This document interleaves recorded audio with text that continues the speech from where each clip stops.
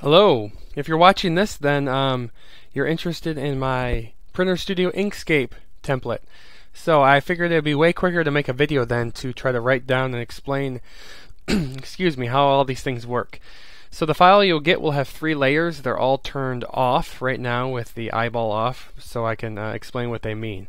The top layer is the image that you get from PrinterStudio.com as their image template, as a guideline how to set things.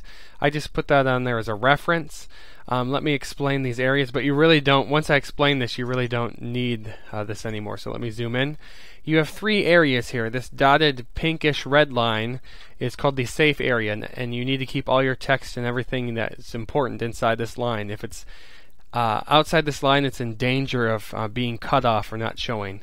The next is this blue line, which is the cut line, which is probably what your card's going to look like ideally, but this is going to be what it's going to look like after it gets cut. This green area is called the bleed, and that's because they don't always cut perfectly to this blue line. Sometimes it's a little offset.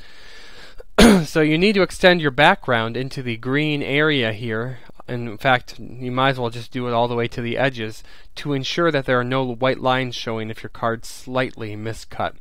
So this is the guide picture, and I have it on here as a reference, but I generally just turn it off and have it locked, so you don't need to see it.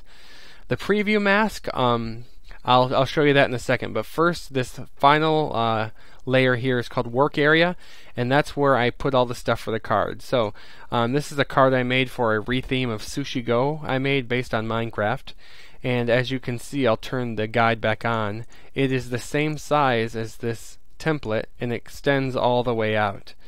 But the cards you get won't be square, and they won't be this big because they're going to be cut on that cut line.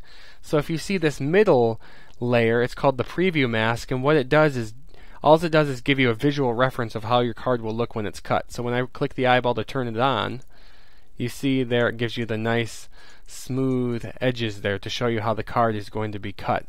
And that one I always try to keep locked as well, but you turn it on and off and it shows you what your card will look like. But probably while you're working, you'll have it turned off so you can see everything. So you can put any layers you want below preview mask. You can make as many as you want, but if you want the preview mask to work, it has to be above all the other layers.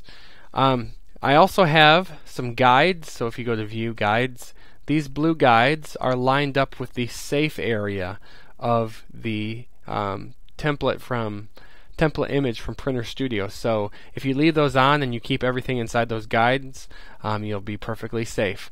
Now let me turn off their image here, and then the preview mask, they'll show you how it will look. When you're ready to send it to PrinterStudio, it's important that you have the preview mask turned off. That's just there to show you how it looks while you're working. You need to have it turned off, and so you can export this whole area, this whole image, to PrinterStudio so they have the full bleed. And then with that turned off, you can go to File, Export Bitmap, and export the whole page. It's set up to the right size, and I've picked the size to be 3000 pixels, and I've found that to be adequate. So hopefully this helps you. If you need any questions of how to use it, you can email me at andydone@gmail.com, which is